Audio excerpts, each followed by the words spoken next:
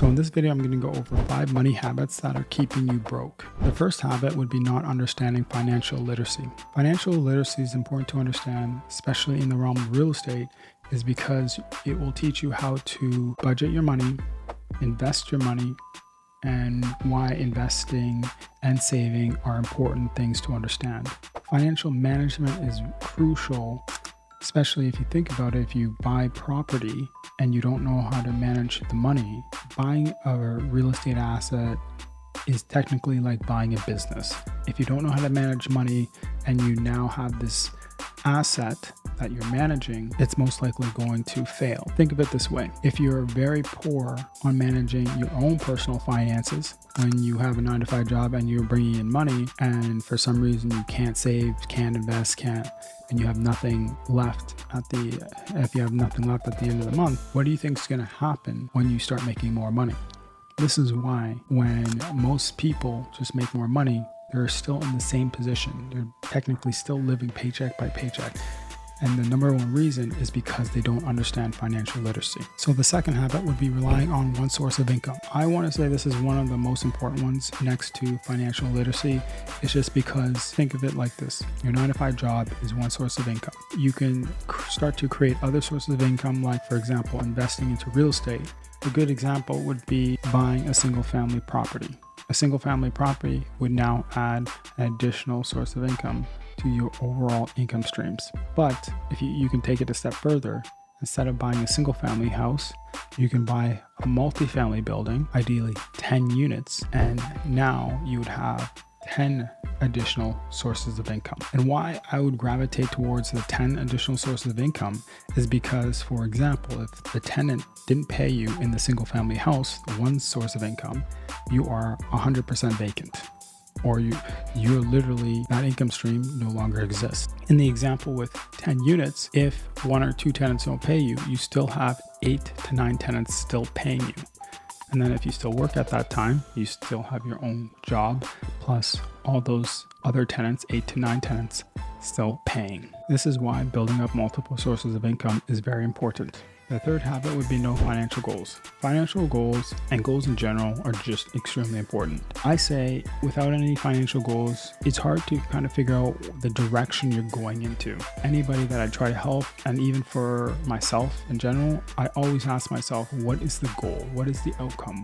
What is the ideal thing that you're trying to achieve? Because without any goals, you don't really have a direction. And without a direction, you're not really going to hit your target. You need a direction, you need a target to aim at, right? So that's why having a financial goal is very important.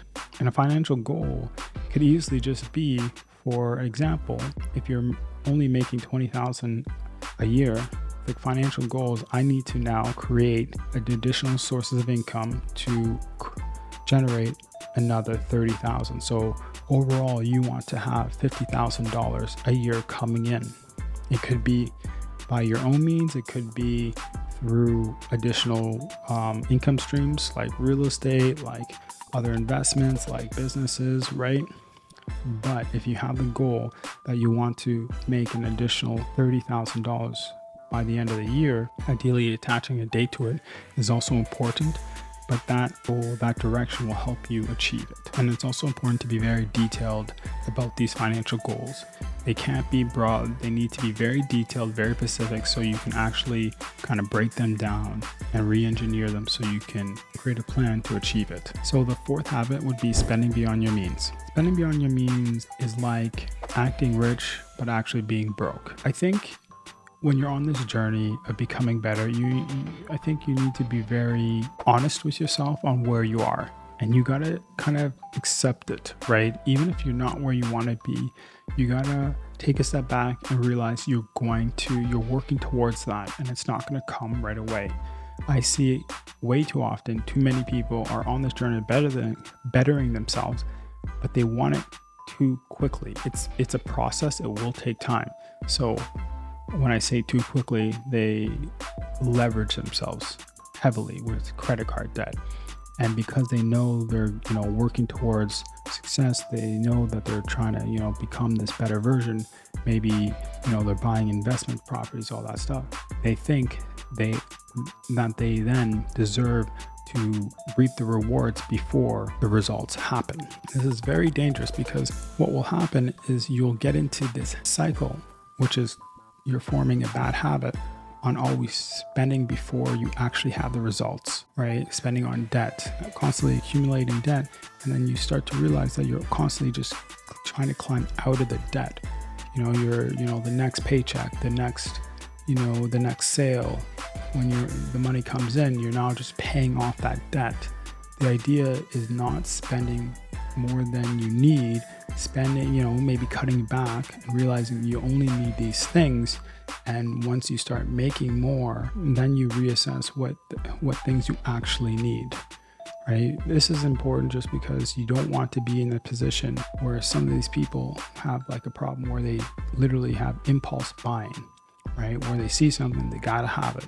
They don't have that discipline to tell themselves, I don't need it. Once I achieve this, maybe I'll treat myself. It really does come down to understanding not to spend money on things you don't need.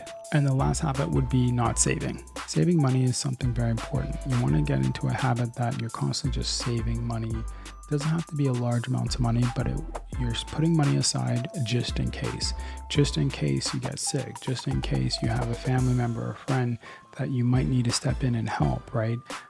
It's not really a good strategy to always be very tight with your money and not have any money, not have any savings, not have any investments, just in case of a rainy day, just in case you're in a situation where you actually need it, right? Because what people do is they rely on their credit cards or debt in those emergency situations.